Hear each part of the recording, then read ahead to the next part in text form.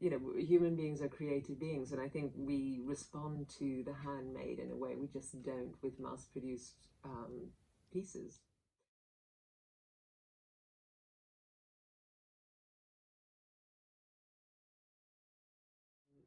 I started working with Turquoise Mountain in 2008. A mutual friend, Sophie Swire, had approached me and said, would I be interested in going to design a collection of jewellery that, with artisans in Kabul, that was inspired by the Bactrian collection.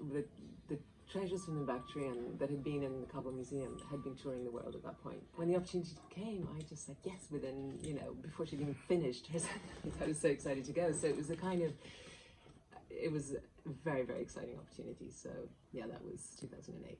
Jewellery is something that's so kind of, it's so, it has such a strong emotional connection to us, for us. It's not something we need. It doesn't keep us warm. We don't move around in it. It's such a kind of superfluous thing in our life. And yet, for tens of thousands of years, human beings have made jewellery, and it's obviously something we have a very, very strong emotional connection to, because the materials come from the earth, because we see them as protected, because they hold memories, because they have symbolic meaning. There's so much that goes on in a piece of jewellery, but I think we respond to a piece that's handmade because we feel, subconsciously, we feel the story of the maker, we feel their emotional life, we feel a connection to them, even through these materials. And it's like Tin Win, who works in Myanmar, the goldsmith, he says he has to meditate before he works, or he can't work if he's had a fight with his wife because his emotions are all over the place, so he needs to focus and concentrate. And I think in Kabul too, it's like, you know, a city that's very, very tense and chaotic and a lot of violence. And I think there's something about coming into this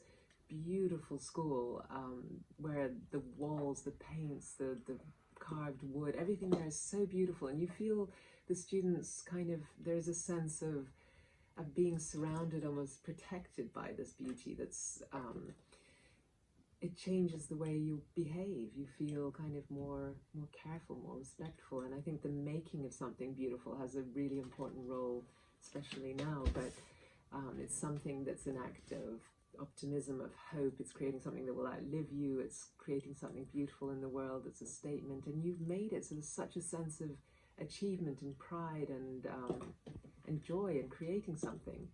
And as a Syrian woman working with a project in Jordan said, it's the first time she'd been happy since the start of the war, because she was making and she was creating, and she felt this achievement and pride. And I think that's so much a part of it too, as well as the beautiful aesthetic at the end. But you're dealing with people's lives, and how this work is a siphon of it. It's an interesting, beautiful thing.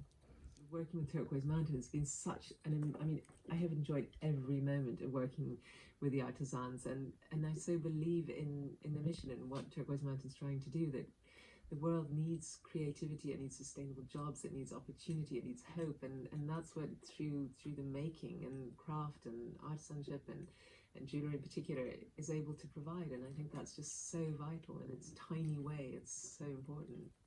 I think the way things are going, there will be a continued growth of interest in traditional handmade story pieces with stories and provenance. And this is, as humans, we love stories. We thrive on stories. We make sense of the world through stories. And this jewellery is about stories. So I can't see it but growing in every sense.